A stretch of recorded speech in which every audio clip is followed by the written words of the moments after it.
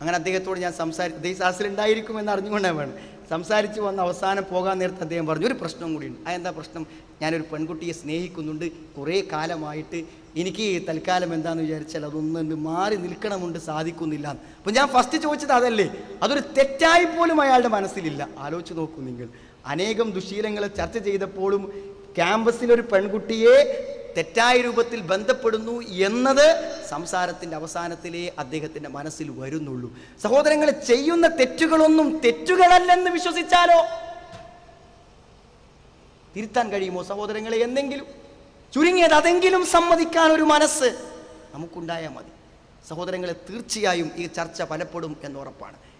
ഞാൻ അവസാനിപ്പിക്കുന്നതിന് മുമ്പ് പറയാം, സഹോദരങ്ങളെ, ഏതൊരു തെറ്റിനും നൽകേണ്ട പ്രായശ്ചിത്തം നമുക്കൊന്നും കണക്കാക്കാനാവാത്തതാണ്. അവർ പ്രവർത്തിച്ചതിൻ്റെ ദൂഷ്യങ്ങൾ അവർക്ക് വെളിപ്പെടും. അത് അവർ കണക്ക് കൂട്ടുന്നതിനപ്പുറത്തായിരിക്കും. സഹോദരങ്ങളെ, കണക്ക് കൂട്ടുന്നതിനപ്പുറത്തുള്ളതാണ് നമുക്ക് വരിക. നല്ലോണം ആലോചിച്ചോളി. ഓരോ പ്രശ്നങ്ങളും ചെറുതെന്ന് നമ്മൾ വിചാരിക്കുന്നതിന് സങ്കീർണമായ പ്രശ്നങ്ങൾ നാളെ വരാനുണ്ട്. ഒരു പക്ഷേ വഴിയിൽ വെച്ച് പരിഹരിക്കാനാവാത്ത വിധം സങ്കീർണമായിരിക്കും. അതുകൊണ്ട് ഇതാ വിളിക്കുന്നു സഹോദരങ്ങളെ, പ്രോഫ് കോണിലൂടെ വിശുദ്ധ ഖുർആനിൻ്റെ ശരിയായ ഒരു ജീവിത രീതിയിലേക്കാണ് നമ്മളെ വിളിക്കുന്നത്. എവിടെ നിന്ന് ഏത് ഇരുട്ടിൽ നിന്ന് നമ്മൾ വന്നാലും ഇനി നമ്മൾ ഇരുട്ടിലേക്ക് ഇറങ്ങാതെ വെളിച്ചത്തിൽ ജീവിക്കാൻ ആഗ്രഹിക്കുക. വിശുദ്ധ ഖുർആന്റെ കാര്യങ്ങൾ ഉൾക്കൊണ്ട് നാളെ നമുക്ക് വരാതിരിക്കുന്ന പ്രതിസന്ധികളെ മനസ്സിലാക്കി ജീവിതത്തിൽ നമ്മൾ നേരിടാനിരിക്കുന്ന പ്രയാസങ്ങളോർത്ത് നരകത്തെ ഭയപ്പെട്ട് സ്വർഗത്തെ ആഗ്രഹിച്ച് നേരത്തെ എൻ്റെ സഹോദരൻ അവസാനിപ്പിച്ച പോലെ നമ്മുടെ ഭാവനകൾക്ക് അതീതമായ സുഖങ്ങളുടെയും സന്തോഷങ്ങളുടെയും സമ്പൂർണമായ സ്വർഗലോകത്തിന് മുമ്പിൽ ഏത് ഇച്ഛകളെയും ആഗ്രഹങ്ങളെയും തൽക്കാലം മാറ്റിവെച്ച് സവിശേഷവും വ്യതിരിക്തവുമായ ഒരു ജീവിതവും ഒരു വ്യക്തിത്വവും ഏറ്റെടുത്ത് മുന്നോട്ട് പോകാനും അങ്ങനെ മനസ്സിൻ്റെ സന്തോഷവും ആഹ്ലാദവും മരിക്കുന്നവരെയും ഇതുവരെയും മരണത്തിന് ശേഷവും അനുഭവിക്കാൻ സർവശക്തനായ നാഥൻ നമ്മെ എല്ലാവരെയും അനുഗ്രഹിക്കുമാറാവട്ടെ.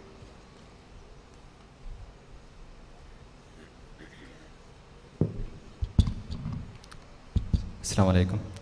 നമ്മളുടെ ഈ റിഫ്ലക്ഷൻസ് പരിപാടിയിൽ 2 സുപ്രധാനമായ വിഷയാവതരണങ്ങൾ ഇവിടെ സമാപിച്ചിരിക്കുകയാണ്. നമ്മളുടെ ഈ അവതരണത്തിലും അതുപോലെ നേരത്തെ നാം പ്രഖ്യാപിച്ച പാനൽ ഡിസ്കഷൻ അതുപോലെ തന്നെ ക്യാമ്പസ് ഇൻട്രാക്ഷനും നാം ഒരുമിച്ച് ഈ സമയം ഉപയോഗപ്പെടുത്തുകയാണ്. ഇവിടെ നമ്മുടെ ഈ ഇൻറ്ററാക്ഷനിൽ നയിക്കുന്നത് ബഹുമാന്യനായ MM അക്ബർ, ശംസുദ്ദീൻ പാലത്ത്, ഹാരിസ് ബിൻ സലീം എന്നിവരാണ്. നമ്മളുടെ വെന്യൂ ചാർജുള്ള ആളുകൾ ബോയ്സിൻ്റെ ഇടയിലും ഗേൾസിൻ്റെ ഇടയിലും മൈക്കുകൾ സർക്കുലേറ്റ് ചെയ്യുന്നുണ്ട്. അത് പരമാവധി ഉപയോഗിക്കണം. നമ്മളുടെ ചോദ്യങ്ങൾ വളരെയധികം പോയിൻ്റഡായിട്ട് വളരെ ഷോർട്ടായിട്ട് ചോദിക്കണമെന്നാണ് സൂചിപ്പിക്കാനുള്ളത്. എങ്കിൽ നമുക്ക് പരമാവധി ചോദ്യങ്ങൾ കവർ ചെയ്യാനും സാധിക്കും. അതുപോലെ നമ്മളുടെ സജഷൻ ബോക്സുകളിലൂടെയും ക്വറീസിലൂടെയും ഒക്കെ തന്നെ വന്നിട്ടുള്ള പ്രസക്തമായ ചില ചോദ്യങ്ങൾ കൂടി ഇൻ ബിറ്റ്വീൻ നമ്മൾ കവർ ചെയ്യാൻ ഉദ്ദേശിക്കുന്നുണ്ട്. ആ കാര്യവും പ്രത്യേകം ശ്രദ്ധിക്കുക. അസ്സലാമു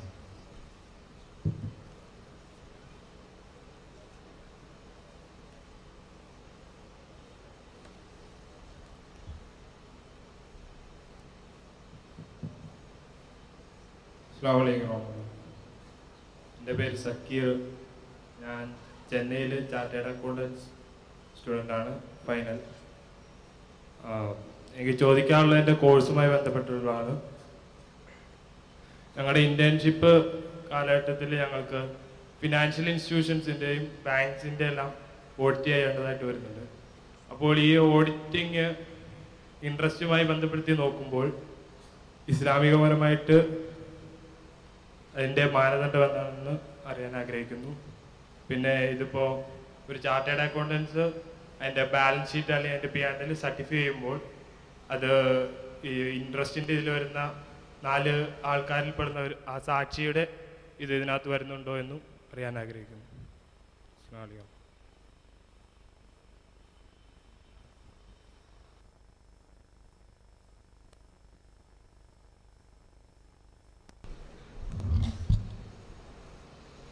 അസ്സലാമു അലൈക്കും വറഹ്മത്തുള്ളാഹി. ബിസ്മില്ലാഹിർ റഹ്മാനിർ റഹീം. അൽഹംദുലില്ലാഹി റബ്ബിൽ ആലമീൻ.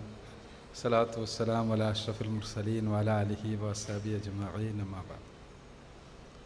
അഊദു ബില്ലാഹി മിനശ് ശൈത്വാനിർ റജീം. ബിസ്മില്ലാഹിർ റഹ്മാനിർ റഹീം. ഹുവല്ലദീ അർസല റസൂലഹു ബിൽ ഹുദാ വദീനിൽ ഹഖ് ലിയുദ്ഹിറഹു അലദ്ദീനി കുല്ലിഹി വലൗ കരിഹൽ മുശ്രികൂൻ. നമ്മുടെ സുഹൃത്ത് ചോദിച്ചിട്ടുള്ള ചോദ്യം അദ്ദേഹത്തിൻ്റെ കോഴ്സുമായിട്ട് ബന്ധപ്പെട്ടതാണ്. കോഴ്സിൻ്റെ ഭാഗമായി, ഇൻറ്റേൺഷിപ്പിൻ്റെ ഭാഗമായി ബാങ്കുകളിലെ ചില അക്കൗണ്ട്സ് പരിശോധിക്കേണ്ടി വരുന്നു.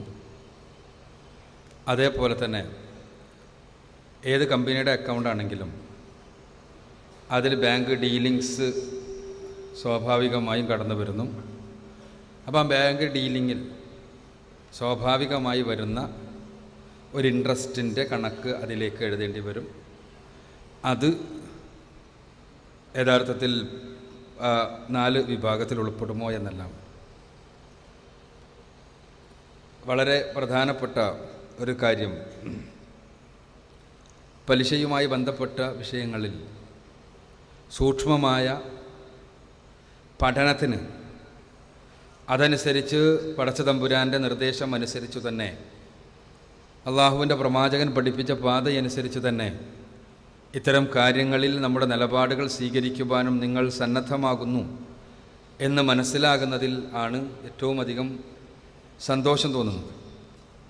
കാരണം പലിശയിലധിഷ്ഠിതമായൊരു സാമൂഹ്യ വ്യവസ്ഥിതിയും സാമ്പത്തിക വ്യവസ്ഥിതിയും നിലനിൽക്കുന്ന സ്ഥലത്ത് പലിശയിൽ നിന്ന് പരമാവധി അകന്നു നിന്നുകൊണ്ട് എങ്ങനെ ജീവിക്കാം എന്നുള്ളൊരു വിഷയത്തിൽ നമ്മൾ പരമാവധി അകലുവാൻ വേണ്ടി തന്നെ പരിശ്രമിക്കുന്നു എന്നുള്ളതാണ് ഈ രംഗത്ത് ഏറ്റവും പ്രധാനപ്പെട്ട പോസിറ്റീവായ നിലപാട്. അപ്പോൾ ഇവിടെ ചോദ്യം എന്ന് പറയുന്നത് സ്വാഭാവികമായും നമ്മുടെ കോഴ്സിൻ്റെ ഭാഗമായി നമ്മൾ ചെയ്യുന്ന കാര്യം, ആ കോഴ്സ് പലിശയല്ല, പലിശയിൽ അധിഷ്ഠിതമല്ല. നമ്മൾ ഇവിടെ ഒരു എസ്റ്റാബ്ലിഷ്മെൻറ്റിനെ കുറിച്ച് പഠിക്കുകയാണെങ്കിൽ, ഇൻസ്റ്റിറ്റ്യൂഷൻസിനെ കുറിച്ച് പഠിക്കുകയാണെങ്കിൽ ബാങ്കിനെ കുറിച്ച് പഠിക്കേണ്ടി വരും. അതേപോലെ നമ്മൾ മാത്തമാറ്റിക്സ് പഠിക്കുകയാണെങ്കിൽ ആ മാത്തമാറ്റിക്സിൻ്റെ പഠനത്തിൽ പലിശ കണക്ക് കൂട്ടുന്നത്, അതിൻ്റെ ശതമാനക്കണക്ക് കാര്യങ്ങൾ പഠിക്കേണ്ടി വരും. അത് കോഴ്സിൻ്റെ ഭാഗമായിട്ടുള്ളതാണ്. ആ കോഴ്സിൻ്റെ ഭാഗം എന്നുള്ളത് നമ്മുടെ ജീവിതത്തെ നേർക്കുനേരെ ബാധിക്കാത്ത രൂപത്തിൽ അത് ഒരു പഠനമായി മാത്രം നിലനിർത്തുവാൻ നമ്മൾ പരിശ്രമിക്കുക എന്നുള്ളതാണ് ഒന്നാമത്തെ വിഷയത്തിൽ ഇന്ത്യയുടെ ഒരു സാഹചര്യത്തിൽ പ്രായോഗികമായി ചെയ്യാൻ സാധിക്കുക. കാരണം ചാർട്ടേഡ് അക്കൗണ്ടൻ്റ് കോഴ്സ് ചെയ്യുന്ന ഒരാളെ സംബന്ധിച്ചിടത്തോളം അയാളുടെ ഇൻറ്റേൺഷിപ്പ് കാലയളവിൽ അയാൾ എന്ത് ചെയ്യണം എന്ന തീരുമാനത്തിന് പൂർണ്ണമായും അയാൾക്കൊരവകാശമില്ല എന്നുള്ള നിലക്കും, അതേപോലെ തന്നെ ആ കാര്യങ്ങളിൽ അയാളുടെ നേർക്കുനേരെയുള്ള ഇൻവോൾവ്മെൻ്റ് അല്ല, മറിച്ച് ഈ കോഴ്സിൻ്റെ ഭാഗമായി പുറത്തുനിന്ന് ഈ കോഴ്സ് നിർദ്ദേശിക്കുന്ന കാര്യമാണ് എന്നുള്ള നിലക്കും ആ കാര്യത്തിൽ ഒരു പഠനം എന്നുള്ള നിലക്ക് പ്രശ്നമില്ല എന്ന് എനിക്ക് തോന്നുന്നു. നിങ്ങൾക്ക് തീർച്ചയായും ഈ വിഷയത്തിൽ കൂടുതൽ പ്രഗത്ഭരായ ഫിഖ്ഹി പണ്ഡിതന്മാരോട് ഈ വിഷയത്തിൽ നിങ്ങൾക്ക് അഭിപ്രായം ചോദിക്കാവുന്നതാണ്. അതേപോലെ തന്നെ രണ്ടാമത്തെ കാര്യത്തിൽ ഇന്ത്യയുടെ സാഹചര്യത്തിൽ നമ്മൾ ജീവിക്കുമ്പോൾ ഇവിടുത്തെ സാമ്പത്തിക വ്യവസ്ഥിതി തന്നെ പലിശയിൽ അധിഷ്ഠിതമാണ്. റിസർവ് ബാങ്കിൻ്റെ അടിസ്ഥാനത്തിലുള്ള നമ്മളുടെ നോട്ട് മുതൽക്ക് പലിശയിൽ അധിഷ്ഠിതമായ നോട്ടാണ്. നമ്മൾ ചെലവഴിക്കുന്ന നമ്മുടെ നോട്ട്, നമ്മൾ അധ്വാനിച്ച് നമുക്ക് ലഭിക്കുന്ന നോട്ട്, നമ്മൾ പാത്ത് വെക്കുന്ന നമ്മുടെ നോട്ട്, നമ്മൾ ബാക്കി വെക്കുന്ന നോട്ട്, ഇതെല്ലാം തന്നെ പലിശയിലധിഷ്ഠിതമായൊരു വ്യവസ്ഥിതിയുടെ ഉൽപ്പന്നമാണ്. ആ ഉൽപ്പന്നം എന്നുള്ള നിലക്ക് പലിശ നേർക്ക് നേരെ നമുക്ക് ബാധകമാകാത്ത രൂപത്തിൽ എത്രത്തോളം മുന്നോട്ട് പോകാൻ കഴിയും എന്നല്ലാതെ ഇവിടുത്തെ ഒരു സാഹചര്യത്തിൽ ഈ സാമ്പത്തിക വ്യവസ്ഥിതിയുടെ എല്ലാ പ്രശ്നങ്ങളെയും പരിഹരിച്ചുകൊണ്ട് നമുക്ക് മുന്നോട്ട് പോകാൻ കഴിയില്ല. ഒരു ബിസിനസ് ചെയ്യുമ്പോൾ സ്വാഭാവികമായും ആ ബിസിനസ്സിൻ്റെ നിലനിൽപ്പിന് തന്നെ, ബിസിനസ് നടത്തണമെങ്കിൽ തന്നെ ബിസിനസ് ചെറുതായി ആണെങ്കിൽ പോലും നിലനിൽക്കണമെങ്കിൽ തന്നെ ബാങ്കിലൊരു അക്കൗണ്ട് ഇല്ലാതെ ഇന്ത്യയുടെ സാഹചര്യത്തിൽ ഒരു ബിസിനസ് മുന്നോട്ട് കൊണ്ടുപോകാൻ സാധ്യമല്ല. ബിസിനസ് മാത്രമല്ല, ഇന്ന് എല്ലാ പ്രൈവറ്റ് ഫേമുകളും ഇന്ന് സാലറി അടക്കം ത്രൂ കാർഡാണ് ഉപയോഗപ്പെടുത്തിക്കൊണ്ടിരിക്കുന്നത്. അപ്പോൾ സ്വാഭാവികമായും ആ ബിസിനസ് ഫേമിൻ്റെ ഒരു അക്കൗണ്ടിൽ ബാങ്കുമായുള്ള ഡീലിംഗ് ഉണ്ടാകും. ആ ബാങ്ക് ഡീലിങ്ങിൽ